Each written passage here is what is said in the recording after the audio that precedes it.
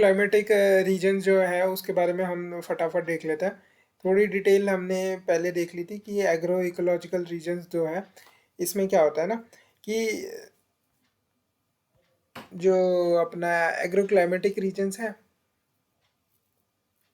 तो agro ecological region जो होता है is a land unit carved out of agroclimatic region when superimposed on land forms and soil conditions act as modifier act as modifier of length of growing period.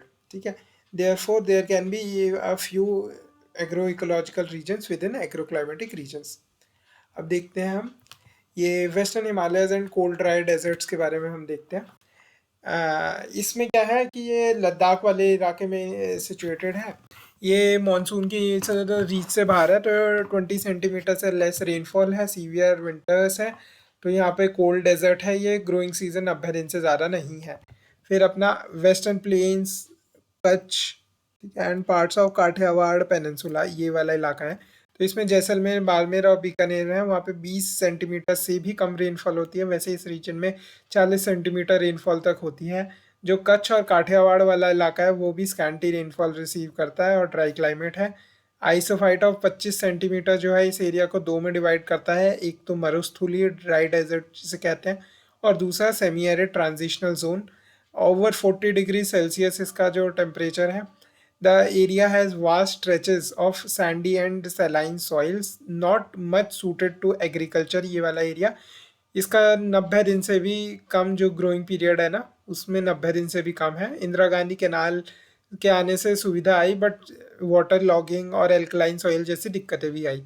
अब जो Deccan plateau है जिसे south में जो है ना hot है, Deccan plateau hot arid region जिसे कहते हैं, तो वहाँ पे रेड एंड ब्लैक सॉइल है, स्कैंटी रेनफॉल है। जो ब्लैक सॉइल है वो क्वाइट फर्टाइल है बट एग्रीकल्चर चाहिए टैंक इरिगेशन से, ठीक है। और लेस देन 90 सेंटीमीटर का 90 डे का इसका ग्रोइंग पीरियड है। फिर अगला है जो northern plains and central highlands including Aravalli है। ये हॉट सेमी एरिड रीजन है, 40 से 70 डिग्री सेल्सियस। हमने ऐसे पढ़ा था ना 40 70 40 60 ये रेनफॉल्स हमने पढ़ी थी। तो ये 40 70 वाला रेनफॉल है। यहाँ पे नॉर्दर्न जो प्लेन्स है उसमें एलुवियल सॉइल है बट सेंट्रल हाईलैंड्स और अरावलीज में जो है डिग्रेडेड एंड डिकेड सॉइल है। 90 से 150 दिन का इसका अपना पीरियड है, ठीक है। अब सेंट्रल मालवा और हाईलैंड्स जो है, गुजरात प्लेन्स और काठियावाड़ जो है हॉट सेमी एरिड रीजन है। 40 से 60 डिग्री, 40 40 70 40 60, तो यहाँ पे 40 60 रेनफॉल है। और समर जो है वो टेम्परेचर्स वेरी हाई है ड्यू टू विच ये हॉट सेमी एरिड एरिया कहलाया जाता है। Medium to deep black soils हैं इस एरिया में, ठीक है।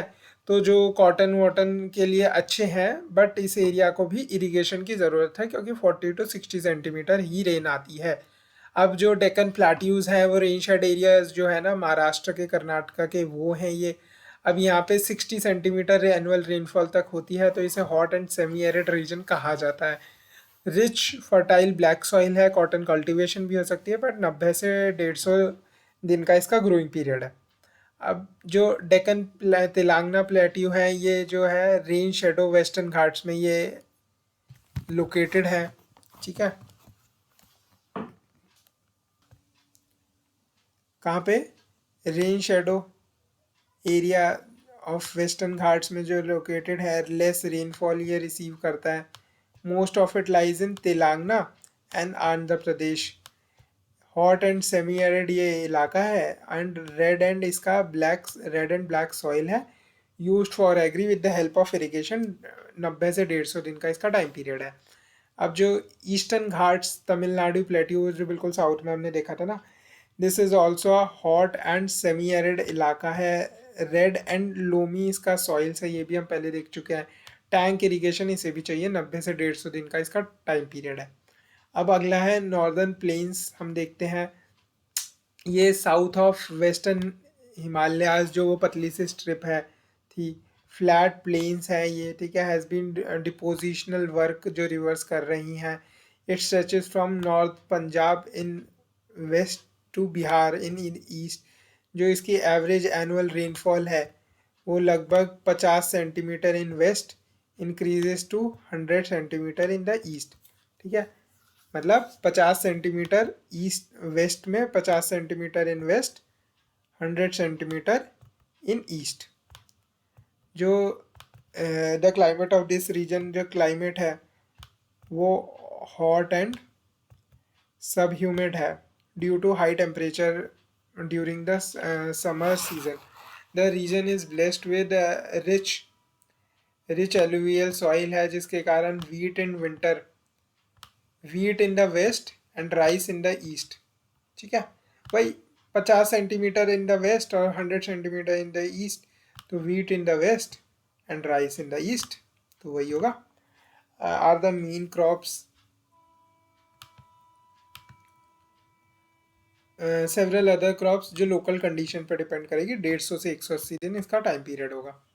अब जो सेंट्रल हाईलैंड्स है, मालवा, बुंदेलखंड, ईस्ट सतपुरा वाला इलाका है, ये क्या है, hot and sub humid region है। ठीक है, इसमें ब्लैक एंड रेड सॉइल्स है। ये इन मध्य प्रदेश और विदर्भ वाला रीजन हमने लिख भी रखा है ना, मध्य प्रदेश और विदर्भ वाला region of Maharashtra. Irrigation is required for growth. 150 से 189 हमने देखा था कि 150 से 180 डेज पे ही हमने इसको लिख दिया। ठीक है, जो 5 से 6 महीने वाला पीरियड था, बट ये 9 दिन ज़्यादा उग सकता है। अब ईस्टर्न प्लाट्यू का हम देखते हैं कि इसमें जो टेम्परेचर 150 से 180 वाला डे जैसे नॉर्दर्न प्लेन्स में था ना, उतना ही इसका भी है। वो जो ग्रोइंग सीजन है, मेजर पार्ट जो इसका है वो छत्तीसगढ़ में है। Has hot and sub humid climate. दो रेड एंड येलो सॉइल्स हैं यहाँ पे। It is well known for rice cultivation के लिए ये वेल नोन है। In cultivation of this region has under destination of and rice bowl of India due to intensive rice cultivation. ठीक है, intensive rice cultivation यहाँ पे होती है, राइस बाउल ऑफ इंडिया। अब अगला है जो छोटा नागपुर प्लेट्यू है, ये मोस्ट ऑफ द झारखंड और वेस्टर्न घाट जो है, छोटा Nagpur plateau of Jharkhand and eastern Ghats area of Orissa. इसमें अबाउट 150 सेंटीमीटर तक की रेन है। Hot and sub humid climate है। रेड एंड लेटराइट सॉइल हम पहले ही देख चुके हैं इस रीजन का, तो not much for suitable for agree.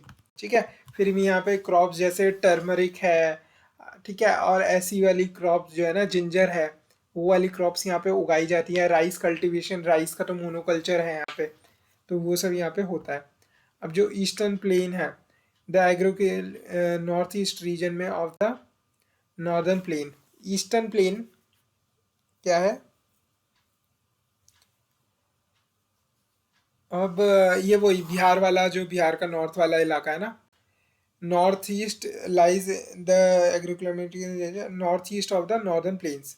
North east of northern plains में ये लाई करता है। Northern parts of the UP और बिहार में है ये। ठीक है, the northern parts of this region consist of Bhabar and Terai belt में ये है। तो जो whole region formed by depositional works जो पेरिनियल रिवर्स ने करा है ना। There is plenty of fertile alluvial soil है यहाँ पे। Solid base for to agri है इस रीजन में। 180 से 210 दिन तक है। Farmer enable farmers 2 crops per year भी फार्मर्स उगा लेते हैं। तो ये भब्बर से तेराई याद रखना। ठीक है, northern parts of UP Bihar, northern parts UP Bihar, ये याद रखना। 2 क्रॉप पर ईयर, 180 से 210 दिन का ये टाइम पीरियड याद रखना। अब वेस्टर्न हिमालय जो है, ईस्ट वेस्टर्न हिमालयाज का जो वो साउथ वाला रीजन है, ठीक है, कश्मीर जिसमें आता है, इसमें हिमाचल प्रदेश आएगा और उत्तराखंड वगैरह आएगा। तो स्ट्रेच ओवर ये आ गया ना, ये देखो ये रीजन आ गया। तो it is different from the first region because the region is cold and arid, whereas ये वाला जो region है ये warm सब humid to humid climate है इसका। Also it is also includes per humid ecoregion। तो agriculture है, agriculture इस एरिया में not much developed, in spite of long growing season. Agriculture क्यों डेवलप नहीं हुआ होगा ऐसा सोच, not much developed in spite of 180 से 210 दिन का जो पीरियड है। इसका कुछ कुछ कारण रहे हैं, क्योंकि एक तो रग्ड टेरेन, रग्ड टोपोग्राफी है रीजन की, ठीक है। अगर कहीं पे भी एग्जांपल लिखना है ना कि सब कुछ सही था बट रग्ड टोपोग्राफी लिखना है, तो रग्ड टोपोग्राफी में ये वेस्टर्न हिमालयाज का warm sub humid to humid reason बहुत सही है, ठीक है। However the ecological conditions, however ecological conditions very congenial to orchards and plantation, ठीक है। ऑर्चर्ड और प्लांटेशन इकोलॉजिकल कंडीशंस बहुत सही है। टेम्परेट फ्रूट्स यहाँ पे उगाए जा सकते हैं, ठीक है। ब्राउन एंड पॉटजॉल सॉइल है यहाँ पे, ठीक है। तो सॉइल के बारे में हमने देख लिया, ब्राउन एंड पोर्टजॉल सॉइल है, हमने इसकी देख लिया, पोटेंशियल देख लिया। अभी वहाँ आपका पोटेंशियल अंडर यूटिलाइज्ड है, ये देख लिया। टेम्परेट फ्रूट्स वहाँ उग सकते हैं, ये देख लिया, ठीक है। तो हमने सब कुछ कर लिया इसका। Bengal and Assam plain, this region includes the entire plains of West Bengal, Brahmaputra valley. About 150 centimetre annual rainfall ये रिसीव कर रहा है, ठीक है। ये तो हमने पहले भी देखा था ना कि रेनफॉल ये कितनी है रिसीव कर रहा है। तो द रीजन ऑफ दिस हमने देखा था कि ये अपना 75 से 100 रिसीव करता है, 75 से 100 अपर गंगेटिक प्लेन, फिर उसके बाद 75 से 100, फिर 100 to 150, 75 to 150 upper gangetic plain, फिर 100 टू 150, फिर वो 100 टू 200 रिसीव कर रहा है जो लोअर गंगेटिक प्लेन है, ठीक है। तो यहाँ पे ये 150 एनुअल रेनफॉल रिसीव कर रहा है, जो अभी मैं बात बताता हूँ एग्रो क्लाइमेटिक रीजन्स में हमने पढ़ा था, ठीक है। अब साउथ वेस्ट मानसून से ये रिसीव करता है। The climate of this region, climate जो है वो हॉट सब ह्यूमिड टू ह्यूमिड है, ठीक है। Inclusion of per humid, these climatic condition coupled with climatic conditions rich fertile alluvial deposited, ठीक है, solid base to rice cultivation. Agri ये वाला डेल्टा है ना, is world famous, delta is world famous for, भाई 70% ऑफ द वर्ल्ड जूट की cultivation हम ही कर रहे हैं, तो ये डेल्टा तो बहुत फेमस हो गई ना जूट के लिए। 180 से 210 दिन का ग्रोइंग पीरियड है। अब जो ईस्टर्न हिमालयाज है, जिसमें सिक्किम आ गया, अरुणाचल आ गया, अपना हिली एरियाज ऑफ असम आ गए, ठीक है। ये भी warm per humid eco reason है, इसमें भी brown and red brown region, ठीक है। Warm per humid eco region and brown red eco region. अब इसमें जो नॉर्दर्न ईस्टर्न हिल्स है, पूर्वांचल, स्प्रेड ओवर ये वाले पूरे एरिया पे एनुअल रेनफॉल यहाँ पे इतनी हो रही है। वार्म पर ह्यूमिड क्लाइमेट इसमें है, although the region has a long growing red and laterite soil है, do not support much agri, not support much agri, ठीक है। रेड एंड लेटराइट सॉइल इस इलाके का नॉट सपोर्ट मच एग्रीकल्चर। अब अगला है वेस्टर्न कोस्टल प्लेन्स। अब it spreads over vast area, ठीक है, along eastern coast, Subarnarekha river to Kanyakumari. अब जो कोस्टल प्लेन्स हैं, the coastal plains run much parallel, ठीक है। अब जो कोस्टल प्लेन है वो पैरेलल ही चल रहा है जो साउथ वेस्ट मानसून की जो विंड्स है ना उसके, तो यहाँ पे नॉट मच रेनफॉल, और जो रीजन है ये हॉट सब ह्यूमिड से सेमी एरिड है, और बिग रिवर्स हैं यहाँ पे, ठीक है। बिग रिवर्स हैं, उनके डेल्टाज हैं, वहाँ पे राइस कल्टीवेशन बहुत फेमस है। अब अगला देख लेते हैं हम, जो वेस्टर्न घाट्स रन पैरेलल, ठीक है। तो ये वेस्ट कोस्ट के ऑफर एन ऑब्स्ट्रक्शन, इसमें 200 सेंटीमीटर से ज़्यादा रेनफॉल हो जाती है। तो वेस्टर्न कोस्टल प्लेन्स और वेस्टर्न घाट्स का जो वेस्टर्न वो है ना स्लोप, और hot humid climate, hot humid पर ह्यूमिड क्लाइमेट है। और सॉइल भी लेटराइट है, क्योंकि वाटर अंदर जाता है सॉइल के, तो लेटराइट सॉइल है and alluvium, laterite and alluvium soil है। तो जो हैवी रेन्स हैं, एलुवियल सॉइल्स हैं, ठीक है, coupled with long growing season है, तो ये सूटेबल है राइस के, सूटेबल फॉर राइस। ठीक है।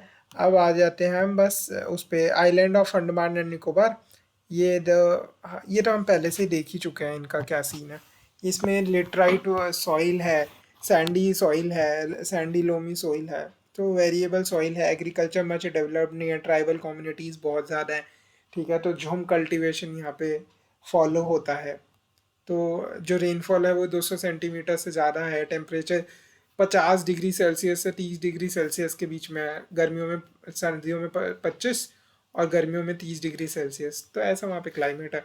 ठीक है। वहाँ पे जो उगा सकते हैं स्कोप है अपना, उसका सिल्वीकल्चर का स्लोप है, एग्रो फॉरेस्ट्री का स्कोप है। ठीक है। तो और वहाँ पे राइस कल्टीवेशन का स्कोप है काफ़ी, पिसिकल्चर का स्कोप है वहाँ पे। और ऐसे, ठीक है, तो ये सब। अब हमने agro ecological, agro climatic regions भी देख लिए, एग्रो इकोलॉजिकल भी देख लिए। एक 15 थे, एक 20 थे, हमने उसके अच्छे से नाम भी याद कर लिए, हमने उनकी टाइप्स देख ली। अब हमें उनमें लिखना क्या क्या है सब में। एक तो उनका टेम्परेचर, उनकी जो रेनफॉल, टेम्परेचर, रेनफॉल, ये क्लाइमेटिक कंडीशंस हो गई। फिर उनके जो सॉइल की कैसी कंडीशन है, सॉइल किस तरीके का है, सॉइल की क्या कंडीशन है, वहाँ पे टोपोग्राफी कैसे है, देखा हमने ये वाले उसमें अपना western Himalayas, warm sub humid to humid वाले रीजन में, कि भाई टोपोग्राफी भी बहुत इंपॉर्टेंट हो जाती है कई बार। ठीक है, सॉइल कैसा है, इरिगेशन फैसिलिटीज़ वहाँ पे कैसी हैं। ठीक है, वहाँ पे एग्रीकल्चर डेवलप्ड कितना है, कितना नहीं है, वहाँ पे कौन कौन सी क्रॉप्स उगाई जा रही हैं। ठीक है, कौन कौन से ट्रीज़ वहाँ पे, फ्रूट्स ट्रीज़ कौन कौन से उग रहे हैं, ये सब डिटेल्स लिखनी होती है। ठीक है, इरिगेशन है तो कैनाल इरिगेशन है या ट्यूबवेल इरिगेशन है, ये सब वहाँ पे लिखना है। और बाकी चीज़ें वही कि वहाँ पे ग्राउंड, वहाँ पे ग्रोइंग सीजन कितना लंबा है, ये वाली चीज़ें आपको लिखनी होती है। ठीक है, तो ये टॉपिक अब हमारा कंप्लीट हो गया अच्छे से।